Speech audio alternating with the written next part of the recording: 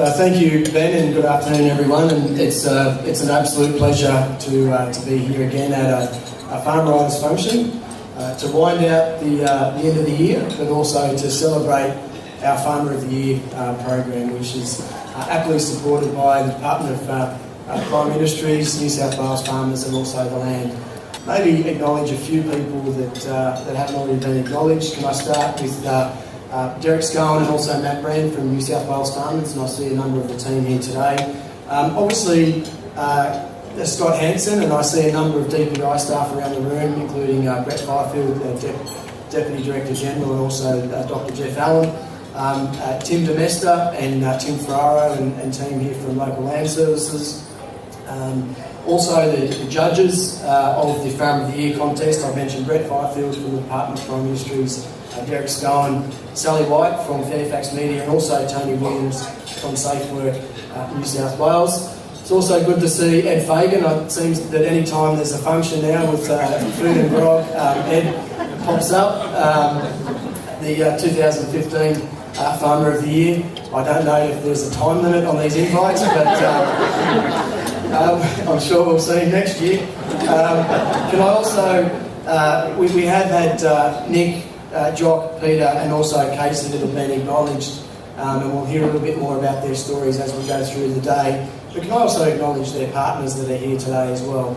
Obviously, the success of our Farmers of the Year, I'm sure wouldn't be possible without the support of their families and the networks around them. So can I acknowledge all of their partners that are here as well today. Ladies and gentlemen, it's thank God it's getting close to the end of the year. It's been a pretty full-on year from where we stand, but we're finishing the year on what I think is an absolute high. And to be here today to celebrate the Farmer of the Year is certainly a good way to celebrate what has been a pretty sensational year for the prime industry sector. One thing that stands out though when you hear the stories of our finalists is the diversity of backgrounds and enterprises that we're celebrating here today, and I'm sure the judges would have found that difficult to pick a winner from, but one thing that really stands out for me is the diversity. And it's that diversity that I think has led to some pretty significant numbers that we're celebrating in the prime industry sector, both here in New South Wales, but also right across the nation as we stand here at this present point in time. Some of you may have seen that earlier today Moody's have reaffirmed the AAA credit rating for the nation, but in doing so, some of the commentary around confirming that AAA credit rating has been the contribution of New South Wales, but also the diversity of the New South Wales economy. And that's something that we are certainly celebrating. Now, there are a number of factors that have led to that, but we released some numbers yesterday, and as you get to go today, you'll also be able to take with you a document that the department has put out for the first time, which is the DPI 2016 Performance Data and Insights Report. And that has shown some pretty amazing numbers of how the sector has performed here in New South Wales. Many of you will know that we worked with industry to set out the Agriculture Industry Action Plan, and we also set some pretty key targets of increasing the value of prime industries by 30% by 2020. The report and the numbers that you will see as you leave today highlight that in the last 2 years we've seen the sector here in New South Wales grow by 17%. That's a pretty amazing result. That's about $2.1 billion, and we now, when I stand up to talk about prime industries in New South Wales now, I'll be talking about a $13.9 billion industry. Now, some of that has been obviously off the back of strong commodity prices and some very good seasonal conditions, and I'm not naive enough, although it's tempting to stand up and say because of my role as Minister and as the New South Wales Government, we've had direct impact on those numbers. But we need to be able to have policy settings so that when seasonal conditions are good, that we can capitalise on it. We need to also have confidence in the sector for industry to be able to take up advances in technology or research and development. And that's the role that this government has been able to play through our experts at DPI so that we can make sure that we are providing all of the conditions available through our research and development to be able to allow the sector to capitalise on those conditions. We also have other agencies like Local Land Services that are at the forefront of providing some of that agricultural extension advice, and also there to look after things like emergency management and biosecurity, which have been very important factors when we've seen some of the adverse seasonal conditions like flooding across New South Wales over recent months.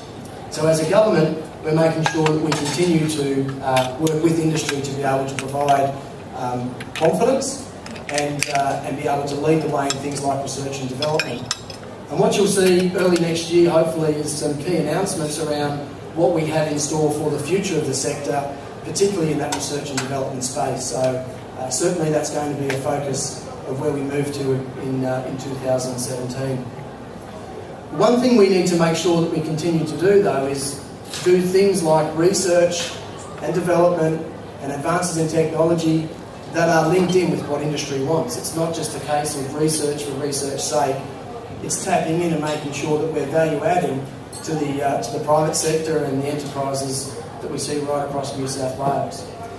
One of the ways that we do that is we make sure that we regularly make contact with our stakeholders and I guess take the pulse of what they're thinking, what their views on how we are performing, particularly with our agencies like DPI.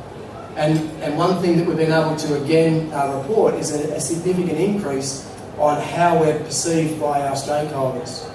DPI has contacted roughly 50 of our major stakeholders and had that conversation with them. How do they see the role of government agencies? How are we performing? And around 84% of those stakeholders that have been interviewed to date, and I acknowledge that some haven't yet, are emotionally satisfied with the interactions with DPI, which is up from 74.5% last year. So that's a good sign that we're directing our resources into the right areas. We've also then asked the industry, what are your priorities as we move forward into 2017? And they've listed things like trade and being internationally competitive, biosecurity, which again, when I get up and talk a lot about our sector, I continually prosecute that biosecurity and food safety are our biggest competitive advantages that we have here in New South Wales and the things that we should be promoting and protecting. Obviously water, I'll probably have a little bit to say about water towards the end of my contribution today because it has been a pretty hot topic around the country. Obviously funding, technology, innovation, and also emerging technologies, but also natural resource management and biodiversity. So that's what is important to the sector, and that's, again, what we use to then inform what we see as priorities as we move into 2017. We also have used those priorities and that feedback to structure what we've done this year.